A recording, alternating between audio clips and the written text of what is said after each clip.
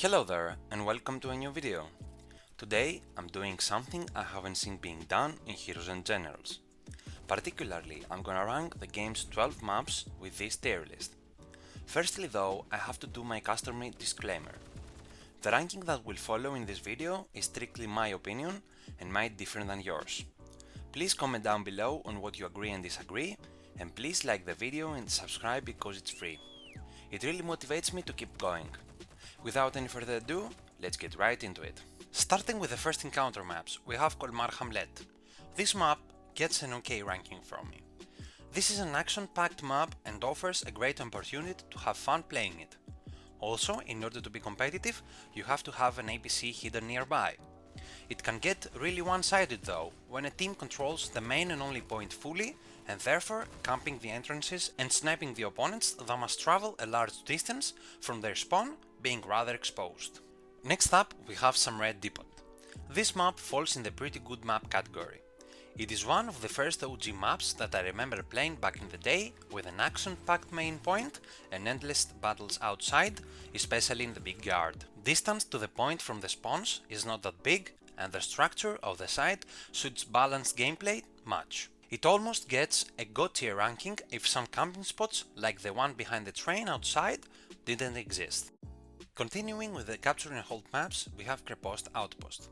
Krepost gets a ranking of pretty good and is one of my favorite maps to play, with plenty of action and need of coordination. Running around the 3 points that are easily capable and with plenty fighting spots, it becomes one of the most fun maps to play. Access to the points from many entrances and hidden spots is easy and quick, so your game must be on point in order not to die all the time. Distance from the spawn points is not terrible, and it will make it in the top division if it was more common in war mode and if the use of APCs wasn't so OP. Next in line we have the map Sawmill. Ranking this map was quite difficult for me. I honestly believe it's just an OK map with nothing really interesting happening there.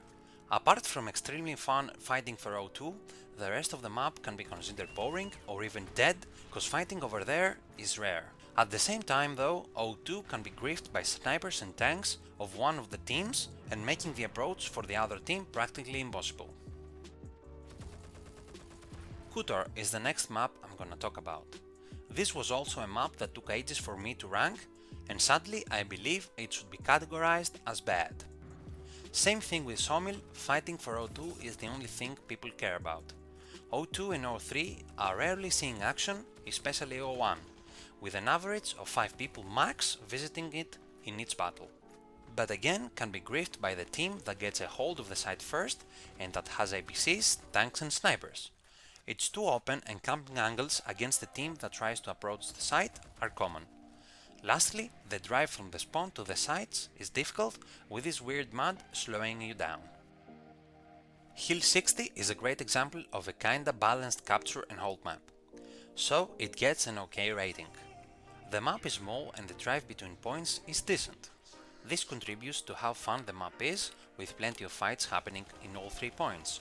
The reason this map doesn't get a pretty good rating is because reaching O2, aka the hill, is a pain in the ass.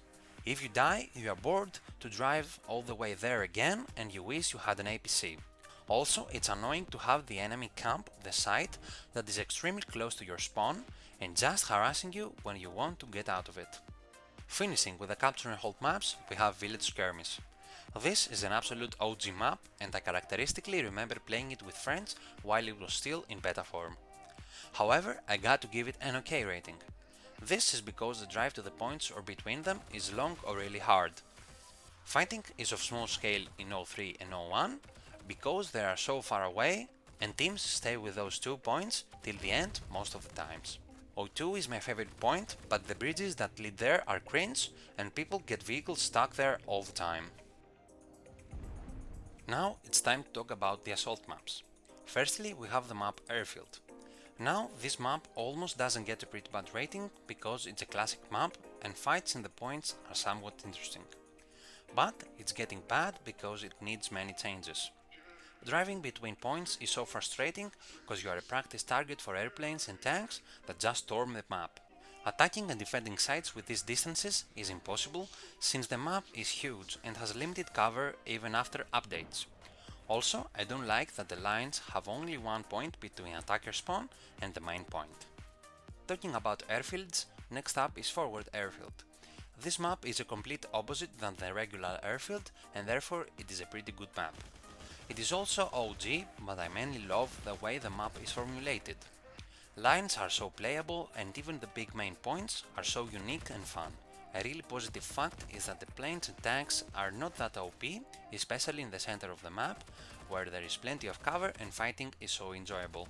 It would get a God tier rating, but this level is reserved for some other maps later on. Next we have an all-time classic, the map Factory. New Factory, meaning after the major updates that brought changes to it, is almost perfect map for me and that's why it's getting a ranking of pretty good.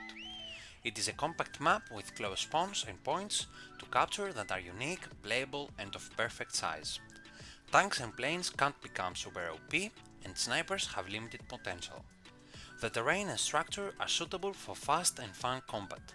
The only downside of this map is maybe things are a bit too close and compact. APCs can be easily hidden and fast pace can be followed mostly by experienced players that won't allow you to fast cap the main points. Spacing out buildings a little more than they are right now will make this map the ultimate battlefield and will elevate it to God tier. Speaking of God tier maps, we have Mountain Town. Mountain Town has a special place in my heart and all the veteran players must remember how awesome the old Mountain Town was. Even the new map is extremely OG and brings back so many memories. The map is balanced with every line being entertaining, easy to move around and immune to tank and plane barrage compared to other major maps. O1 and O2 are so characteristic and the layout of the whole city is super balanced and enjoyable. I truly can only find the small details that need to be redone, but the rest of the map is absolutely perfect. Speaking of perfect, this is not the case of the map Town. However, it still gets a God tier rating, cause come on, it's fucking Town. So many memories and fun is what describes this OG map. As I have said in my previous video of 7 things that need to change in Heroes and Generals, this map's lines need a complete makeover because crossing into the city from lines B, C and D is an absolute nightmare.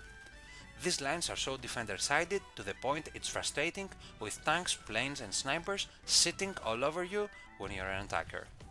A-line though is one of the best lines in the game with extreme fights for its control. The layout of the city center and the 2 freaking iconic main points win this map a place in the God tier.